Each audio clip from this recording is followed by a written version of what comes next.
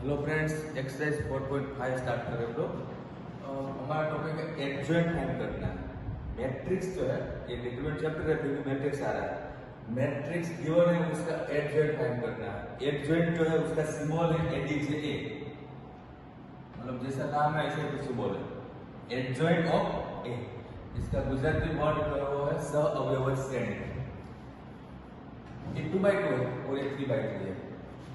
Okay, हम क्या कर रहे हैं, adjoint of matrix A find करने की मेथड सीख रहे हैं।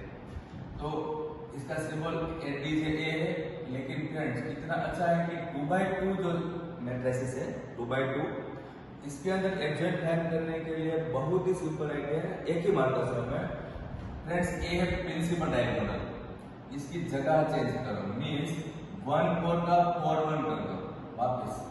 प्रिंसिपल 2x2 के लिए स्पेशली है, 2x2 के लिए प्रिंसिपल डायगोनल में जो एलिमेंट है उसकी जगह चेंज करो।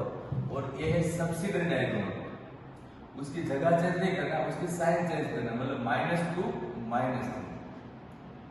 प्रिंसिपल डायगोनल के एलिमेंट की जगह चेंज करो और सबसिडियरी डायगोनल के एलिमेंट की साइन चेंज करो।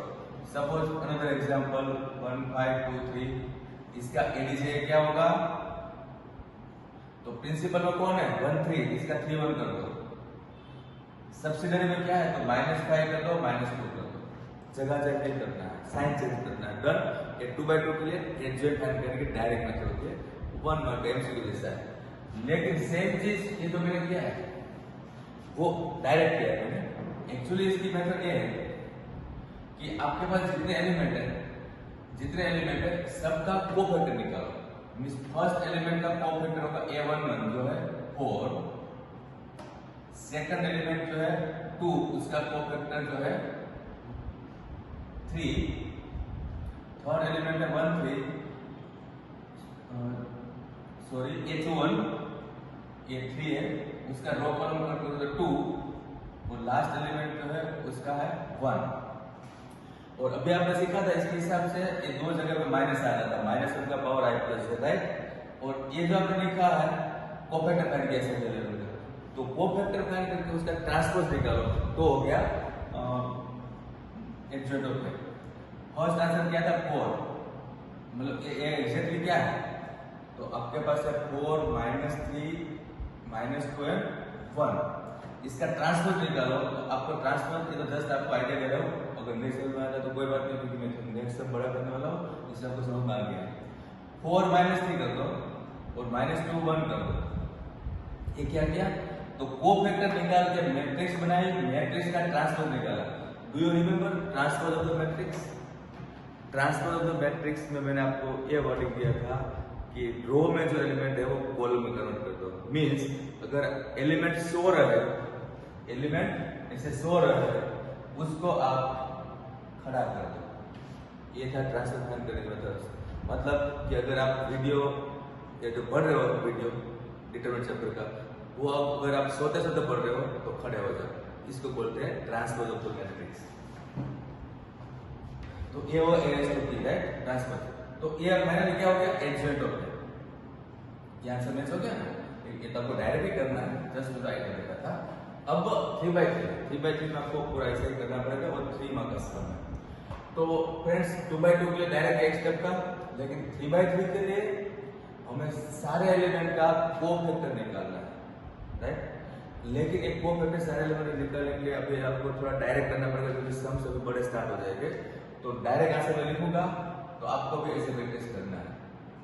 a11 then a12 then a13, जैसे ऊपर लिखा a11 a12 a13, कोफैक्टर लिख रहा हूं मैं directly a21 a22 a23, then a31 a32 a33। तो सभी का कोफैक्टर का सिंबल लिखा है सारे एलिमेंट का।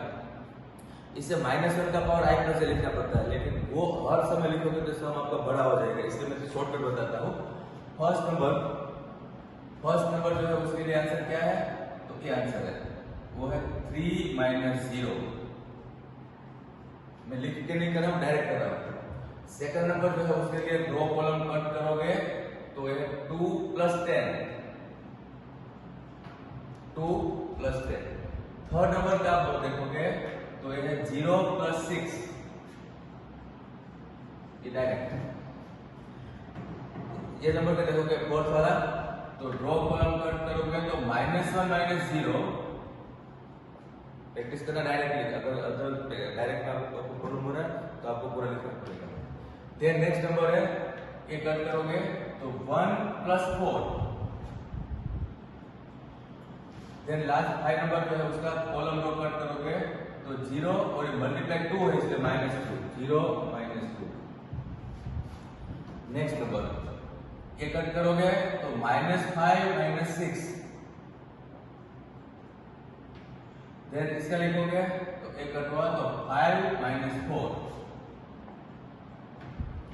देन इसका लिखोगे तो 3 + 2। ये मैंने सभी एलिमेंट का कोफैक्टर कंप्लीट नहीं लिखा है, खाली लिखा है। कोफैक्टर के लिए आगे क्या लिखना होता है, -1 का पावर i + j।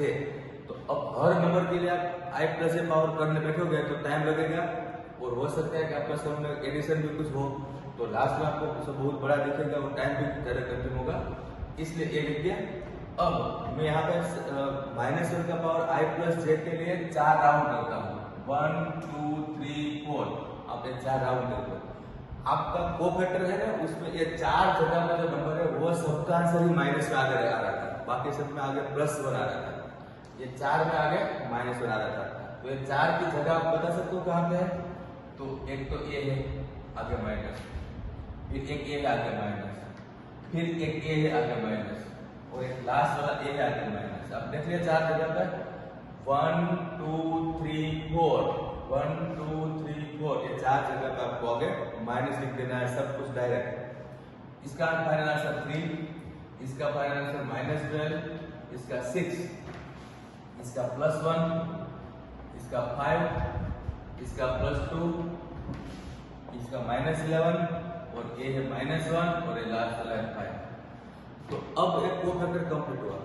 अब कोफैक्टर जो मैंने लिखा था वो सेम जो मैं लिखा था ना, जैसा एलिमेंट ऐसे लिखा था ना मैंने, तो अब लास्ट आंसर जो है वो है adjoint of A. Adjoint of A लिखने के लिए ये सबका कोफैक्टर है, उसकी मैट्रिक्स बनेगी, उसका ट्रांसपोज निकाल लोगे। मतलब कि अभी एलिमेंट जो स्कोर है वो है 3 - 12 6, कंटिन्यू है ना ये, तो 3 - 12 6 खड़ा कर दिया मैंने, 3 - 12 6, राइट। फिर था 1 5 2, खड़ा कर दिया।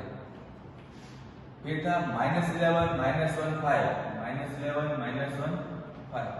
ये हो गया finally adjoint of A. Transpose of the matrix last में निकाला है, डन।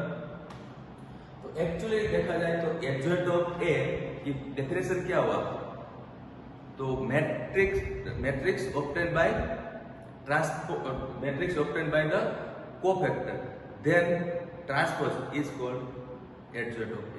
डेफिनेशन की जरूरत नहीं, आपको मेथड याद रखना।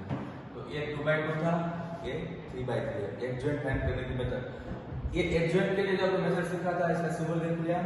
अब ये पूरा टॉपिक जो है 4.5 इसके अंदर इस टाइप के सम्स आएगा। इसके साथ दूसरा जो टॉपिक होगा कल, इसका नाम होगा इनवर्स ऑफ द मैट्रिक्स।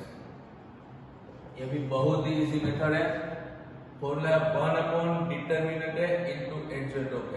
तो फ्रेंड्स आप देख सकते हो कि इनवर्स फाइंड करने के लिए भी आपको एडजॉइंट ऑफ ए निकालना पड़ेगा, एक्स्ट्रा आपको ए निकालना पड़ेगा, जो हमारा कल के मेथड रहेगा। इसमें आगे हम क्वेश्चन नंबर 3 भी हम कभी करते हैं।